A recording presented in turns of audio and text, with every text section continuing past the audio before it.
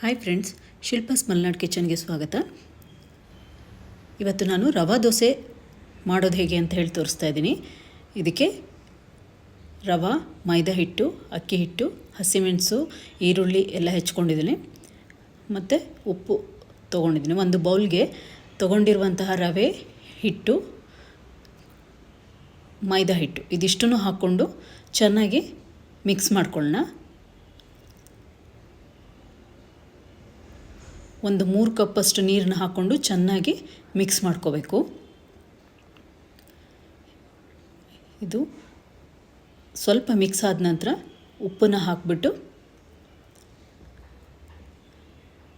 ಒಂದು 15ರಿಂದ 20 ನಿಮಿಷ ಇದನ್ನ ಮುಚ್ಚಿ ಒಂದು ಬದಿಗೆ ಇಟ್ಕೊಂಡಿರಿ. ಈಗ ಒಂದು 15 ನಿಮಿಷ ಆಗಿದೆ. ಇದಕ್ಕೆ ಜೀರಿಗೆ, ಹೆಚ್ಚಿಟ್ಕೊಂಡಿರುವಂತಹ ಹಸಿಮೆಣಸು, ಕೊತ್ತಂಬರಿ ಸೊಪ್ಪು, ಕರಿಬೇವಿನ ಸೊಪ್ಪು, ಸ್ವಲ್ಪ ಶುಂಠಿ ಹೆಚ್ಚಿಟ್ಕೊಂಡಿರುವಂಥದ್ದು ಮತ್ತು ಈರುಳ್ಳಿ ಇದೆಲ್ಲದನ್ನು ಇದಕ್ಕೆ ಹಾಕ್ಕೊಂಡು ಮಿಕ್ಸ್ ಮಾಡ್ಕೊಳ್ಳೋಣ.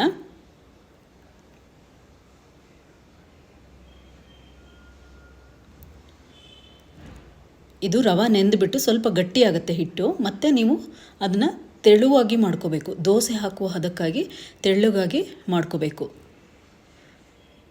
ಈಗ ಹಂಚನ್ನು ಬಿಸಿಯಾಗಕ್ಕೆ ಇಟ್ಟಿದ್ದೀನಿ. ಚೆನ್ನಾಗಿ ಕಾಯಬೇಕು. ಹಂಚು ಮಾತ್ರ ಹೈ ಫ್ಲೇಮ್ನಲ್ಲಿ ಕಾಯಿಸ್ಕೊಂಡು ಇದಕ್ಕೆ ಎಣ್ಣೆನ ಹಚ್ಕೊಂಡು ಹಿಟ್ಟನ್ನು ಈ ರೀತಿಯಾಗಿ ಹಾಕ್ಕೊಳ್ಳಿ. ನಂತರ ಇದ್ರ ಮೇಲೆ ಒಂದು 2ರಿಂದ 3 ಸ್ಪೂನಷ್ಟು ಎಣ್ಣೆನ ಹಾಕೋಬೇಕು. ಒಂದು 2 ನಿಮಿಷ 3 ನಿಮಿಷ ಆದ ನಂತರ ಈ ರೀತಿಯಾಗಿ ಅದು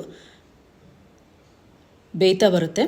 ಸ್ವಲ್ಪ ಬೆಂದ ತಕ್ಷಣ ಸೈಡ್ನೆಲ್ಲ ಈ ರೀತಿ ಬಿಡಿಸ್ಕೋಬೇಕಾಗತ್ತೆ. ಸ್ವಲ್ಪ ಕ್ರಿಸ್ಪಿಯಾಗಿ ಬೇಕು ಅಂದರೆ ಒಂದು 2 ನಿಮಿಷ ಹಾಗೇ ಬಿಟ್ಬಿಡಿ, ತುಂಬ ಚೆನ್ನಾಗಾಗುತ್ತೆ. ನೋಡಿ ಈಗ ಎಷ್ಟು ಚೆನ್ನಾಗಿ ಬಂದಿದೆ ಅಂತ.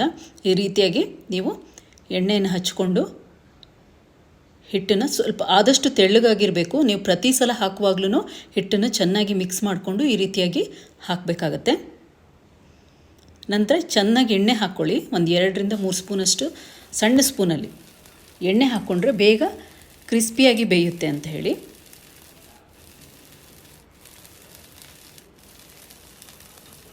ಈ ರೀತಿಯಾಗಿ ಬೆಂದಾದ ತಕ್ಷಣ ಸೈಡನ್ನೆಲ್ಲ ಬಿಡಿಸ್ಕೊಳ್ಳೋಣ ನಿಧಾನವಾಗಿ.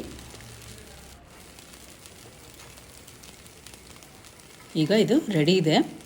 ಈ ರೀತಿಯಾಗಿ ನಿಧಾನಕ್ಕೆ ತಕ್ಕೊಂಡು ಒಂದು ಪ್ಲೇಟ್ನಲ್ಲಿ ಇದನ್ನ ಸರ್ವ್ ಮಾಡ್ಕೊಳ್ಳೋಣ. ನೋಡಿ ತುಂಬ ಕ್ರಿಸ್ಪಿಯಾಗಿರುತ್ತೆ ಮತ್ತು ತುಂಬ ರುಚಿಯಾಗಿರುತ್ತೆ. ನೀವು ಮಾಡ್ಕೊಳ್ಳಿ. ಇದನ್ನು ಕಾಯಿ ಚಟ್ನಿ ಜೊತೆ ನಾನು ಸರ್ವ್ ಮಾಡ್ಕೊತಾ ಇದ್ದೀನಿ.